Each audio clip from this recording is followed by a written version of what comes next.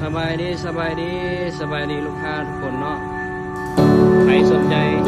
อยากจะได้โซฟาใหม่ๆงามๆเนาะโต๊ะอัพแพงใหม่ๆงามๆเอามาเบิ่งมาจับจองได้เนาะช่วงนี้ฮัน